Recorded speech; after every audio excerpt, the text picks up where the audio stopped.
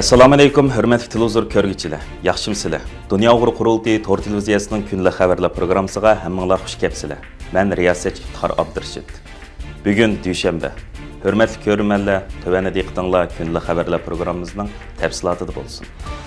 Aziz qarindoshlar, bugun bo'lsa mustabid Xitoy hokimiyatining 2014-yili 7-oyning 28-kuni Yakanning Ilishqi yezini markaz qilgan holda elib borgan irqiy qirg'inchiligining 11 yillik xotir kunidan iborat. Bu munosabat bilan Dunyo Uyg'ur qurultiyining raisi Turg'unjon Alovuddin apandim bugun stansimizga qilgan so'zida 28-iyul Yarkan qirg'inchiligi mustabid kommunist Xitoy hokimiyatining Uyg'ur xalqiga qarta rayimsizlar yurgizayotgan irqiy tozalash harakatining jonliq o'rnikidan iborat. Dunyo Uyg'ur qurultiyi bo'lish sifatimiz bilan mustabid Xitoy hokimiyatining inson qalbidan chiqqan rayimsiz qirg'inchilik tufaylidan hayotidan ayrilgan yakan shahidlarimizga, shundaqla Sharq Turkiston xalqining erkinligi va ozodligini qo'lga keltirish yo'lida qimmatli hayotini taqdim qilgan barliq aziz shahidlarimizga cho'nqir ehtirom bildiramiz.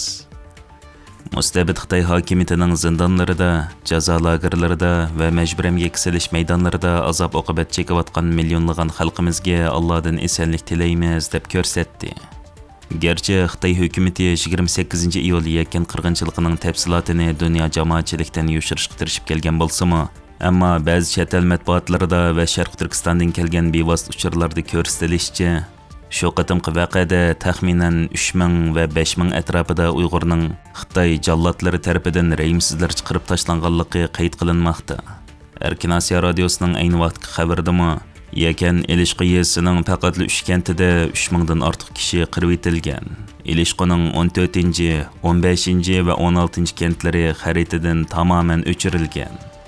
Mustabid Xitoy hokimiyatining rayimsizlar chiqarg'inchiligiga uchragan Ilishqi yezisidagi Uyg'ur dehqonlarining tinchlik shaklda o'zlarining noroziliklarini hukumatga bildirmoqchi bo'lganligidan boshqa gunohi yo'q edi. Minglagan, hatto 10 minglagan begunoh Uyg'ur dehqonlari bu voqeaga chetilib, rayimsiz Xitoy hokimiyati tarafidan zindonlarga mahkum qilindi.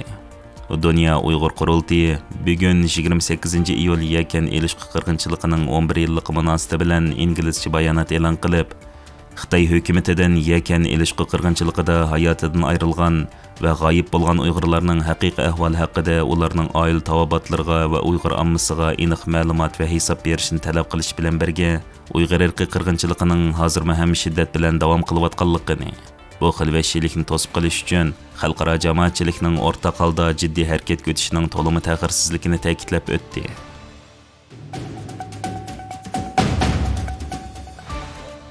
Dunyo Uyg'ur qurultiyi oliy maslahatchisi Ömer Qanat apandim mush oyning 22-kuni Amerika poytaxti Washingtonda Trump hukumatiga yaqin aqllar ambiri Hertaga fondi jamiyatining raisi John Molinar apandi bilan birga Amerika Davlat Majlisining Xitoy qarshi turish komitetining alayda muhokama yig'iniga taklif bilan qatnashgan. Yig'inning ochilish so'zida Hertaga fondi jamiyati Osiyo tadqiqot bo'limi boshlig'i va Amerikaning sobiq muavin prezidentining milliy bexatarlik maslahatchisi Steve Yates apandi Uyg'ur irqiy qirg'inchiligini yig'in ahliga eslatib o'tgan. Yig'in oxirida Ömer Qanat apandi Steve Yates apandiga Uyg'ur irqiy qirg'inchiligini kun tartibga kelganlik uchun rahmatini bildirgan.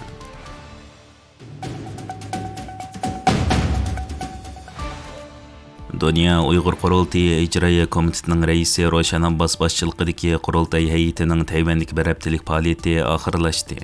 Bu bir hafta jarayonida Dunyo Uyg'ur qurultiyi ijroiya komitetining raisi Roshan Abbas, qurultay fondining muavin raisi Mukarram Qurbon, qurultay Xitoy ishlari komitetining mudiri Savut Mamatlar Tayvan parlamentining saylamiga qatnashib, Tayvan poytaxti Taybey va Tayjongda saylam jarayonini kuzatish va fikr almashtirishlarda bo'lgan. Qurultay hay'ati Tayvanda elib borgan bir haftalik faoliyat jarayonida Taybey advokatlar ishxonasi bilan ko'rishib, Magnitskiy qonuni bo'yicha Xitoyni jazolashning yo'llari haqida izlangan va Tayvan parlamenti, prezident ishxonasi, Tayvandagi Uyg'urlarni qo'llaydigan tashkilot va shaxslar bilan ayrim uchrashuvlar elib berib, Uyg'ur irqiy qirg'inchiligini to'xtatish va uningga birlikda qarshi turish haqida lobby faoliyatlar elib borgan.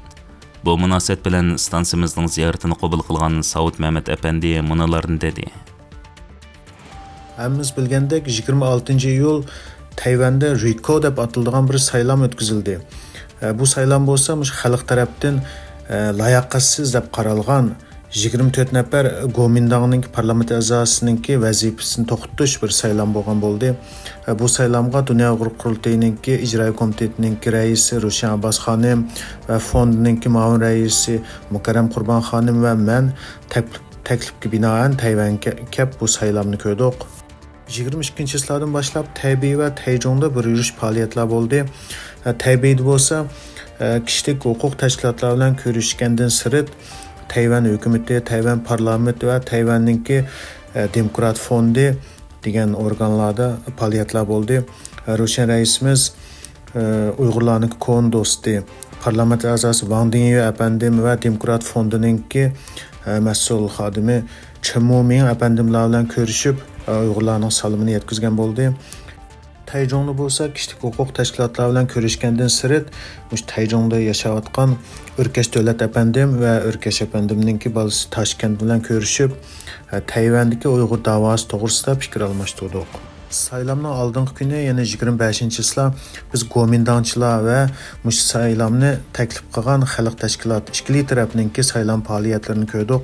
Ikkinchi kuni Taybeydagi bir necha bilet tashlash punktga berib bilet tashlaganligini jarayonini ko'rdik va kashda o'sha biletning qanday ochilganligi, qanday hisoblaydiganligini ko'rgan bo'ldik. Bu orqali biz Tayvanning xalqlari o'zininki hukumatini, o'zining parlamentlarini kuzatalaydiganligini, mushaq kuzatadigan huquqining borligini, agar o'zi saylagan parlament a'zolari layoqatsiz deb qaralgan vaqtda bularni vazifadan tashlaydigan mushaq bir huquqining borligini va shu o'xshamaydigan fikri bor kishilar tinish bir usul bilan saylam deydigan tinish bir usul bilan masala hal qilib bo'lganligini ko'rdik. 27-yillar Taybey universitetida bir muxbirlar kutilish yig'in bo'ldi. Bu yig'inga men Uyg'urlarga vakolatdan chiqib so'zildim.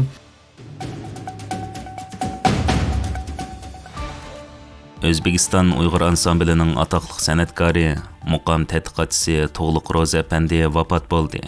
Tug'liq Ro'zaning tarjimali haqida O'zbekistonlik Uyg'ur shoiri va atoqli jurnalist Xo'jaxon Hakimov mundaq yozadi. Tug'liq Ro'za 1964-yili Sharq Turkistonning G'ulji shahrida tug'ilgan. San'atkor oilada dunyoga kelgan Tug'liq Ro'za kichkidan san'atga herisman bo'lib, 1980-yili Urumchida san'at maktabida o'qigan. Maktabni tugatgandan keyin 1987-yili O'zbekistonga ko'chib chiqib, Toshkent shahriga yerlashgan va shu yili O'zbekiston radiosi tarmog'idagi Uyg'ur ansambliga qatnashib, danglik Uyg'ur san'atkorlardan Abdurahim Ahmadi va Ayturg'on Hasanovalar bilan birga ishlagan. U Fransiyalik Uyg'ur 12 muqam tadqiqotchisi Jean Dörenning Uyg'ur 12 muqam tadqiqot haqidagi izlanishida birga ishlagan va uning yordami bilan O'zbekistondagi Sanam Uyg'ur ansamblida asosli muqamchi bo'lib, Fransiya, Italiya, Germaniya, Angliya, Norvegiya, Shvetsiya, Gollandiya, Daniya, Estoniya, Latviya, Litva, Vengriya, Hindiston, Turkiya va Saudiya Arabistonlarini aylanib, Uyg'ur san'ati va Uyg'ur 12 muqomini tanishtirib, yuksak mahorat bilan muqom o'rinlab tomoshabinlarning qizg'in olqishiga erishgan. Amerikada o'tkazilgan Yepak yo'li san'at marosimiga fransiyalik olim Jean Dörenning o'rinlashtirishida Uyg'urlar nomidan qatnashib muqom o'rinlagan va marosimda dunyoning har yeridan kelgan san'atkorlar orasidan ikkinchilikka erishgan edi. Hurmatli ko'ruvchilar, yuqorida diqqatingizga kunlik xabarlar programmamizning tafsilotini sundik. Keyin qitimliq sonimizgacha ko'rishguncha omon bo'lgaysizlar. Stansiyamizning YouTube kanaliga a'zo bo'lishni unutmang. Xayr xo'sh.